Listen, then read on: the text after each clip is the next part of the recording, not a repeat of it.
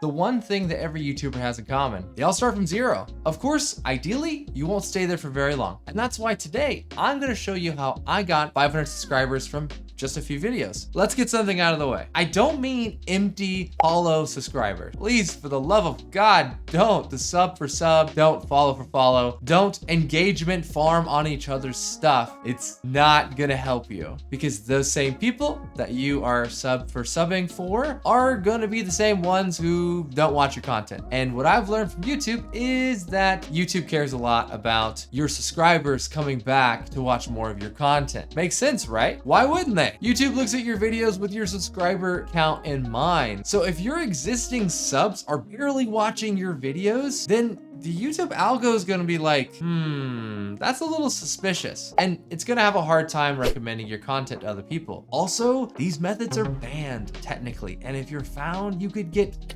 kicked off the platform anyways. So it's just not worth it. Something I also did was niche down hard. Seriously, take a niche and go further into that niche and then go further and further into that niche and find a subtopic to start making videos on. I have so many examples just in my own channels and channels I've worked with where this niching down effect has done absolute numbers for the growth of these channels. So what I want you to do is I want you to write down a list of industries, just 3 that you want to try out. Let's say gaming, history, and tech. Write down pros and cons for each industry. Meditate on those thoughts because this is a really important decision for you. You want to know for sure if this is the direction you want to go. You can always change it, but just mentally get yourself in that warrior mode. And I'm going to go this way until I bash my head into a wall a few times and decide, you know what, it's not worth it anymore. Let's try something else. Because that's pretty much what you're gonna go have to do. But let's say you chose a history category. Before you make any videos though, you gotta niche down. Instead of just any history, let's do the history of inventions. But wait, you gotta niche down even more. How about the history of electrical inventions? You can continue this same line of thinking through basically anything. If you wanna do a tech video, let's just say you wanna do review videos. Well, we can niche that down even further. And let's say that you review universal remotes. That's pretty unique, right? If someone was typing, how do I set up this weird remote thing that connects all my devices? Guess what? There's not gonna be a lot of people doing that topic, most likely because you niche down so much. So you're gonna be one of the first people that shows up. Yes, I know what you're thinking, but won't niching down into very obscure topics also affect my views? It could, but it also could not as well. It kind of depends. It depends on if you found a gap in the market, but even if you didn't find a gap in the market, most likely it's going to get you some sort of traction with an audience that would have never seen your videos in a more crowded niche anyways. Build some traction in a small area and then expand to bigger ponds. My videos that did well early on in my channel were actually very niche down ideas. They were tutorials on how to use OBS software, but they were specifically about specific things in OBS software, like how to set up free overlays. I started doing OBS tutorials on this channel at like my 4th or 5th video. They started getting thousands of views pretty much out of the gate. And that's because I niched down into a subject matter that I knew people would want to watch. It was highly searchable. And also there's not like a ton of competition. With barely any subscribers, I even got sponsors that way. It's possible. I made money from my channel before even getting monetized. I'm not even monetized yet, but I've already made money from my channel. And you can too, but it might take some niching down at first. And I know that's not always the most comfortable thing to do. Think about a problem your audience has and think about a way you can solve that problem. I did that very thing with that OBS free overlays video I was mentioning. I knew that lots of people don't want to pay for overlays. So instead of having to pay for stuff, I showed them where they could get some stuff for free. And when that video became the most watched video on my channel, I doubled down and created my own personal product that I gave away for free and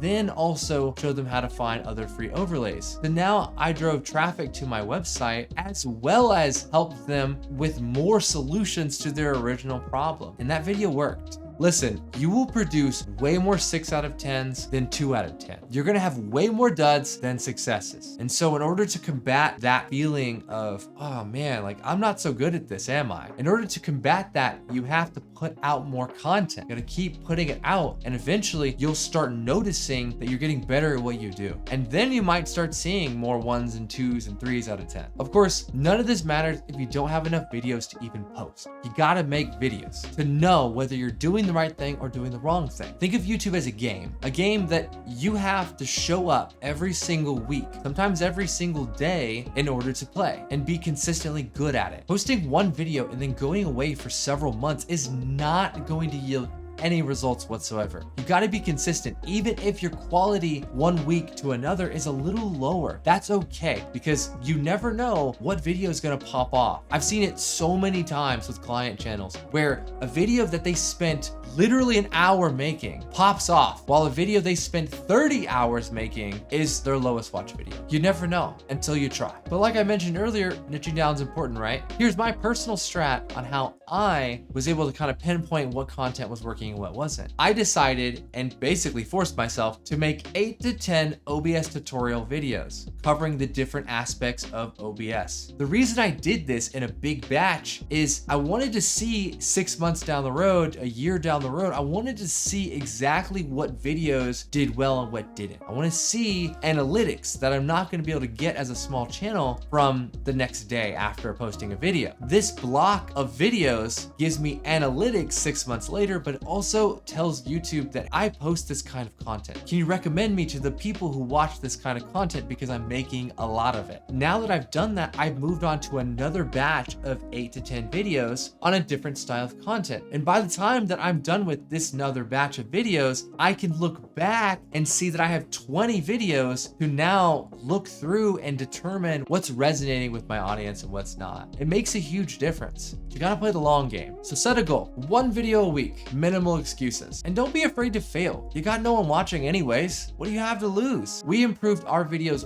1 video at a time. We didn't sit there and micromanage every single element of the video to make sure, oh dude, this gotta be perfect before I submit it. No, it doesn't have to be. You're always gonna be in that mindset in a constant loop, being like, I see something wrong. I need to go look up more tutorials. I need to figure out how to make this better. You're gonna get in an endless loop and you're never gonna post videos. Trust me, you'll improve incrementally with every single video. Just one thing, every video is going to make you a good YouTuber in 100 videos. It's possible. It's happened with our own content in like less than 30 videos. We also improved our thumbnails and titles over time. I tried really hard to make titles that specifically detail the problem and what's gonna happen to fix it. OBS free overlays for new streamers is targeting an exact audience, an exact problem, and an exact solution. The title did pretty well, at least it seemed to. It reached over 500,000 people. These kind of titles are highly searchable. And believe it or not, YouTube Studio has a way for you to see where your traffic is coming from. Go to your YouTube Studio, go to the content page, and then click on a video you want to check. Go to the analytics and then the reach tab. Look lower on the page and you will see where your traffic is coming from. For our best performing video, 70% of views are coming in from search, which is wild. Not every video needs to have a high search metric though. It depends on the type of content, but there are still tons of insights from pages like these, and there are tons of them all over YouTube Studio and analytics. You should definitely become acquainted with this. With the thumbnails, we took inspiration from a lot of other creators in the same space. We figured out what was getting them clicks and we narrowed down our designs to fit that. I've worked with channels that pull in millions and millions of views who use this very same tactic in order to make really good thumbnails and titles. They look at what other YouTubers in their space and outside their space are doing, and they totally just reinvent it for their own purposes. I promise you, every big YouTuber does this. They even hire people to do these kind of research tasks. Don't believe me? Check YouTubeJobs.co. There's plenty of jobs with positions that are mandating you to help find and create ideas for them. The key is to make sure you're using a lot of different creators as examples and inspirations. That way you're not plagiarizing anybody. If your pool of inspiration is too small, then you risk plagiarism or getting called out by the community at large. And to be fair, your reputation is everything. Do not hurt your reputation. That can sink entire online businesses. Once we started getting comments on our videos, I made it a serious priority to engage with these commenters. I mean, they took the time to watch the video and they left a comment. They had to spend potentially 25 seconds writing out a comment. The least I can do is try to help them and answer a question that they have. Even from a business perspective, you want to answer comments as much as possible, especially early on, because what I've noticed is that I've converted actual subscribers per comment. I've actually messaged people back and they have turned around and subscribed to the channel. They were not originally subscribed when they left the comment, but they were impressed that I got back to them so fast. And then they decided to subscribe. It's customer service. It's just online. You wouldn't just ignore people if you worked at a retail store. Hopefully not. You're gonna talk to them. And if you leave a good impression, guess what they do? They come back or they tell your manager you did a good job. Same thing, except the feedback is more direct. People like your videos if you post good content, but people like you by going the extra mile. And those are the people you want around your channel for a long time. Trust me, they're awesome. But pro tip about the comment section that I totally muffed up for a long time. Loads of them can be hard to find because of the way YouTube Studio automatically applies filters whenever you go to the comment section. Go to YouTube Studio. On the left side, hit comments and take off the I haven't responded filter. This tends to sometimes not show conversations that have been responded to or like followed up on. And I've found whole fresh comments that I most definitely did not respond to stuck underneath this filter. So do yourself a favor, don't miss anybody like I did for 7 months at a time. Undo this filter and check, I don't know, once a week. You don't have to be super frequent, but just check regularly. I mentioned analytics a bit earlier, but seriously, there is so much power in our analytics that YouTube has given us on our videos. One of the most telling signs of how well a video is doing is how long the audience is staying throughout the video. Even in our most watched video, the retention graph is not the most ideal. Ideally, you want one as flat as possible. That means that they're staying for as long as possible. But if you have a bunch of random spikes, that's not always the best. But I will say this, if every video of ours had this same style of graph, even though it's not ideal, all of our videos would go up 1,000 more views. I guarantee it, because this is still one of the better graphs that we have on the channel. And look what the video did. It did very well. Always room for improvement though. So even if you have a good graph, look for the drop-off points. They might be kind of small little nicks in the armor of your graph, but they're important and they tell a story. Maybe the audience didn't like what you said at that exact moment, or maybe it was too boring or slow, especially if you see a jump shortly after. That means they skipped forward a little bit and said, you know what, this part's kind of slow, let's skip forward a little bit. Use these lines to your advantage and really micro-analyze everything that you do and say. I know it sounds like a lot. I don't want you to overthink it, but just take note, every video that you produce, they didn't stay for this part. Why? I promise you, you're gonna grow if you figure out these little details. The details is what separates a good YouTuber and a not good YouTuber. You can and will reach 500 subscribers with enough time and effort. These tips will help you reach those 500 subscribers. They worked for me. They can work for you. Happy hunting for the 500 subscribers. I don't know if you actually are a hunter. If you're feeling stuck with your channel, feel free to reach out to me on Twitter, on my website, or through the email. Whatever the case, let's fix it. Let's get you going. And in the meantime, you can learn more about how to grow and how to use things like OBS above my head. See you in the next one.